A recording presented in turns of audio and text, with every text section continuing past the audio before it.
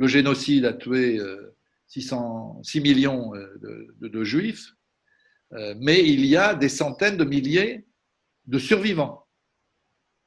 Et ces survivants n'ont pas d'endroit où aller, sauf à vouloir revenir en Pologne, où les pogroms continuent après la guerre, je n'insiste pas longuement, ou bien à vouloir revenir en Russie, où très vite le pouvoir stalinien met en œuvre une répression antisémite assez violente.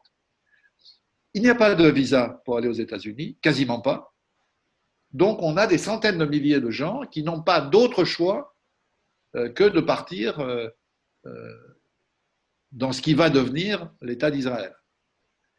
Donc, si vous voulez, il y a là un facteur absolument majeur qui permet au Yishuv de devenir un véritable État avec tout ce que ça implique.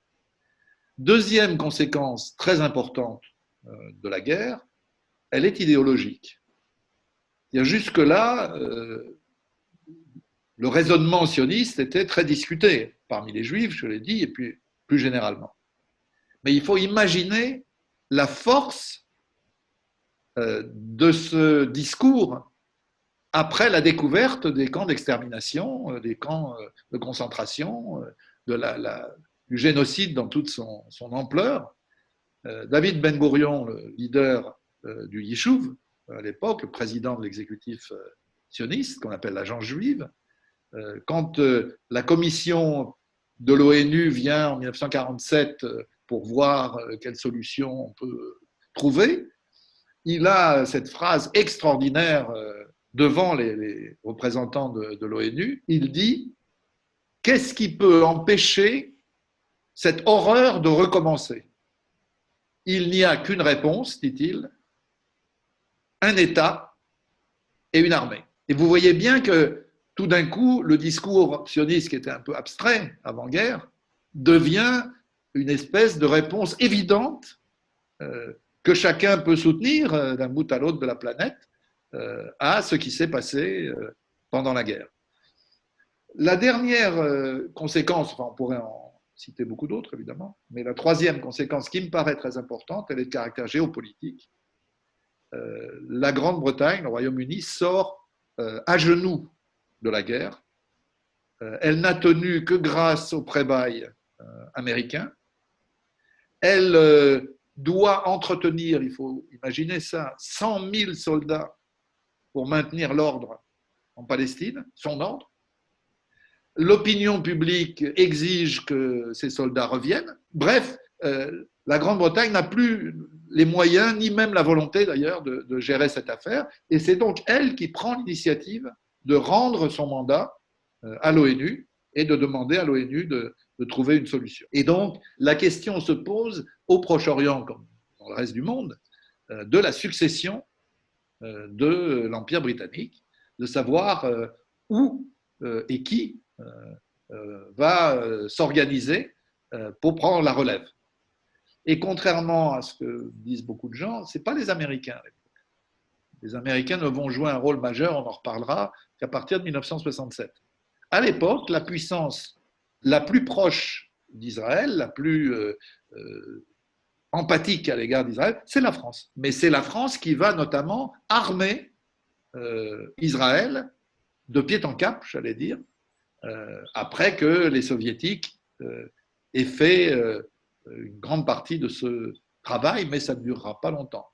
La période sioniste de l'Union soviétique est une période brève, même si elle est décisive, puisque sans l'aide de l'Union soviétique, qui en même temps réprime les Juifs, vous voyez, comme tout est simple, sans l'aide de l'Union soviétique, Ben Gourion l'a dit lui-même, il y a des déclarations absolument claires de Ben Gourion, jamais les forces juives n'auraient pu l'emporter contre les Palestiniens et les contingents ensuite arabes à partir du 15 mai 1948. Si on prend 1948, la première guerre israélo-arabe, d'abord israélo-palestinienne, ensuite israélo-arabe, en fait, il y a deux guerres. Il y a une première guerre dans laquelle les pays arabes ne jouent aucun rôle, qui commence le soir même du plan de partage de la Palestine, dont je rappelle qu'il prévoyait un État juif et un État arabe et une zone internationale pour Jérusalem et les lieux saints. C'est la guerre qu'engage le mouvement sioniste, ses forces armées, pour expulser les Palestiniens. Et il faut avoir ça en tête parce que la réalité des faits, là, ce n'est pas de l'idéologie, c'est des faits, c'est que le 14 mai 1948, quand l'État d'Israël proclame son indépendance, eh bien, il y a déjà plus de 400 000 Palestiniens qui ont été expulsés. Donc, il y a bien eu une première guerre. Et puis, il y a une deuxième guerre qui est provoquée effectivement par l'intervention de contingents des pays arabes voisins et qui va se solder par une défaite cuisante.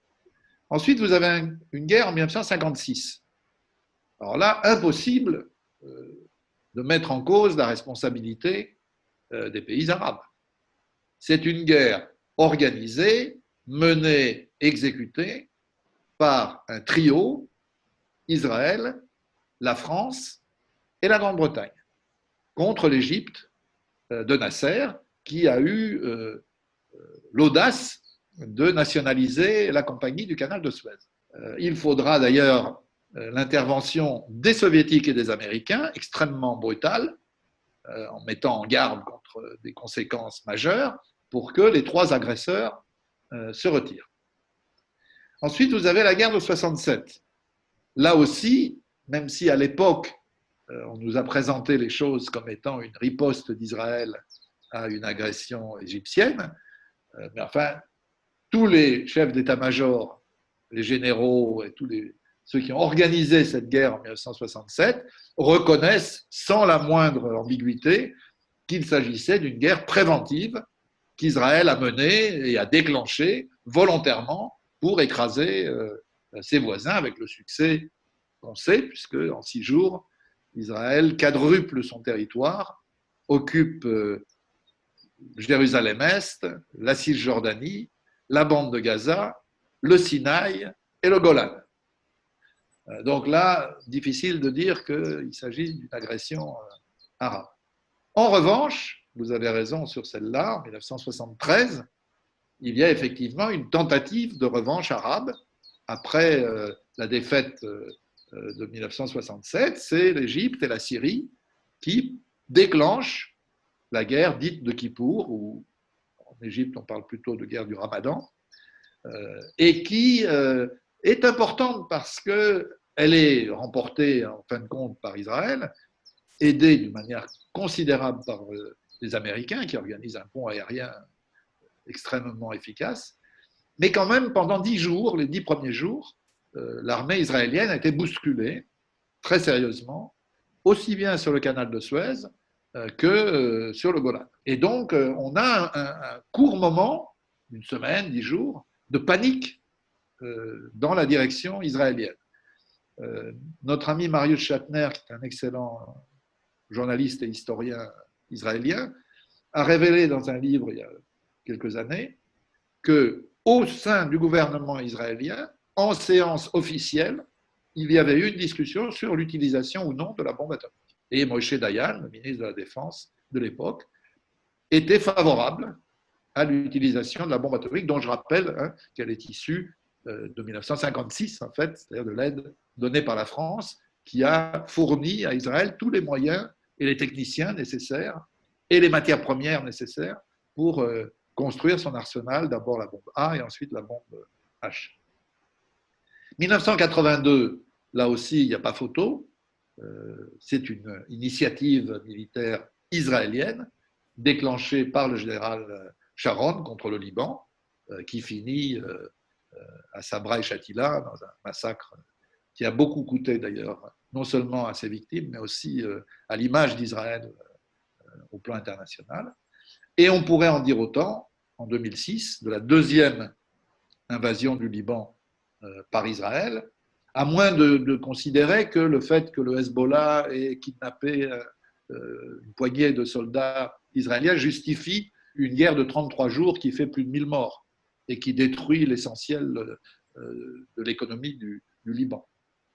Quant aux guerres de 2008, 2012, 2014 contre la bande de Gaza, là aussi, à moins de considérer que lancement de quelques missiles qui ressemblent plus à des casseroles qu'à des missiles et qui ne font quasiment pas de victimes, même s'ils terrorisent la population, notamment celle de Sderot.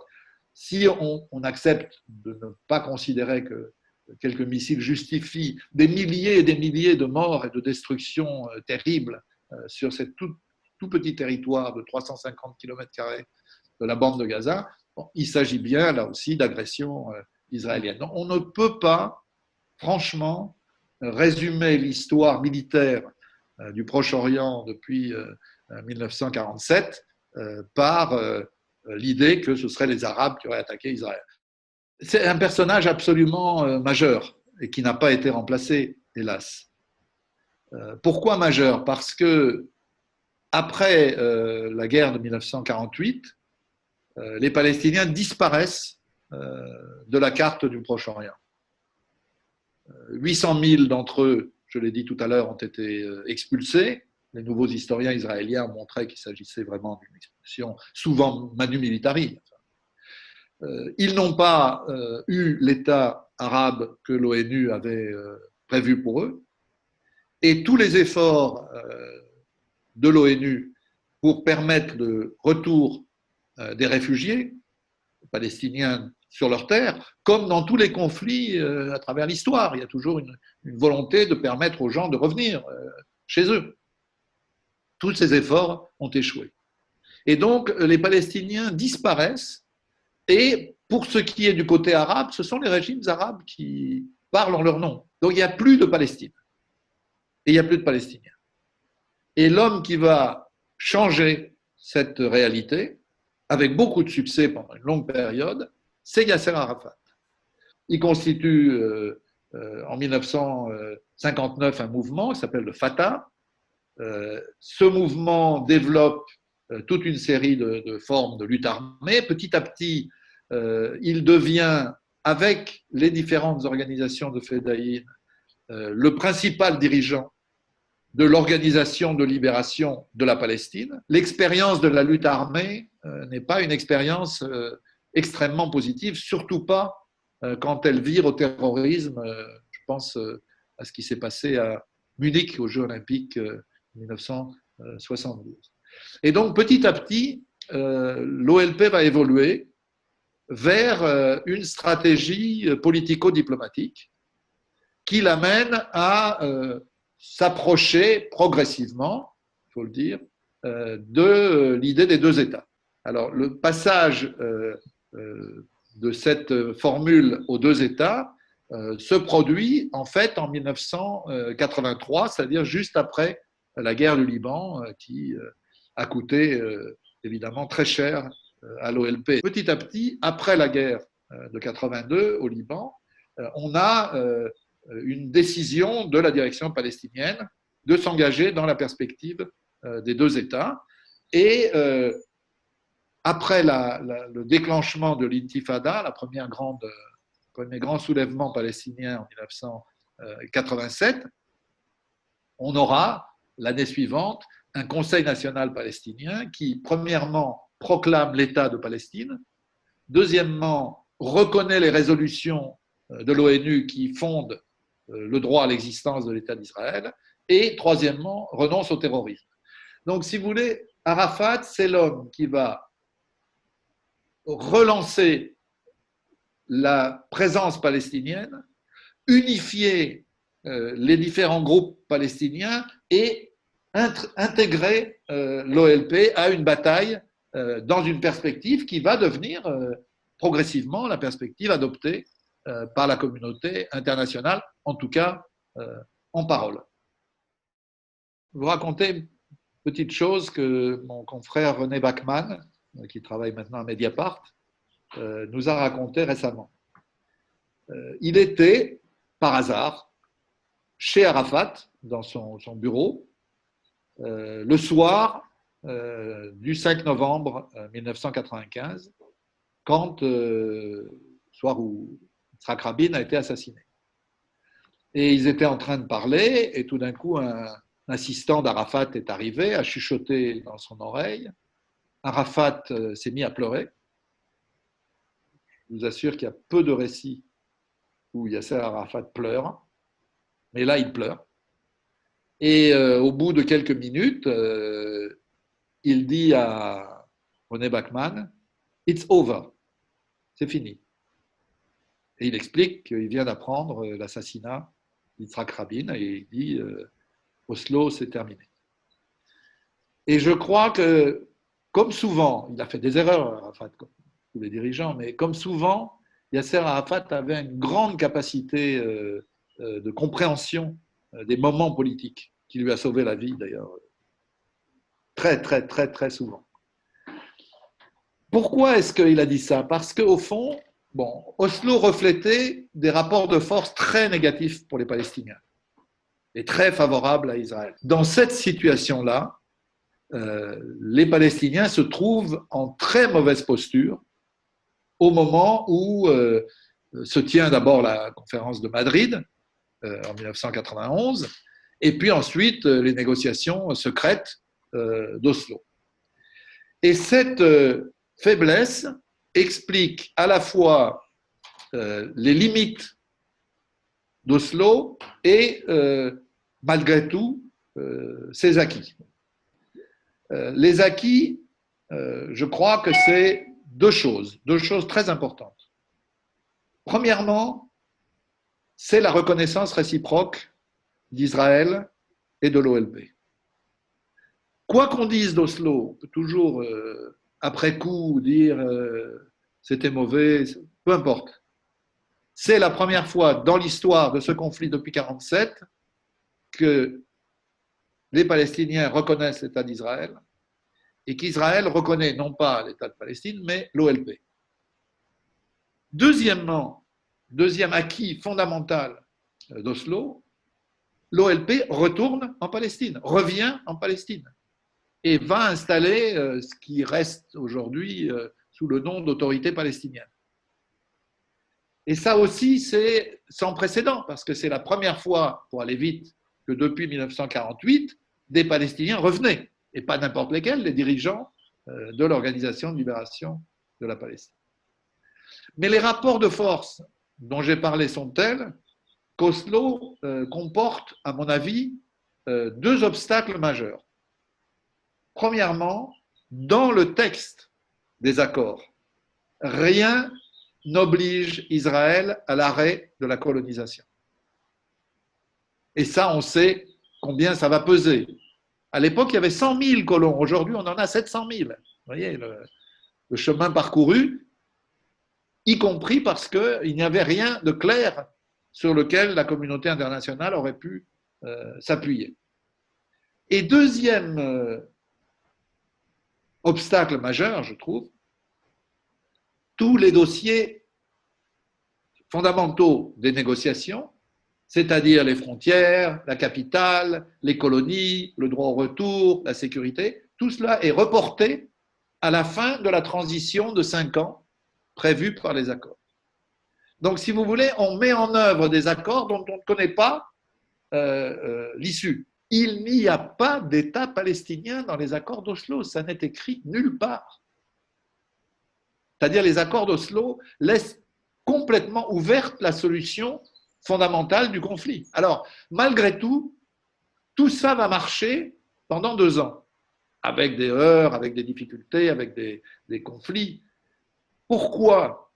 Parce que de part et d'autre, il y a un leader qui veut sincèrement aller le plus loin possible, non pas par jeu, mais par conviction.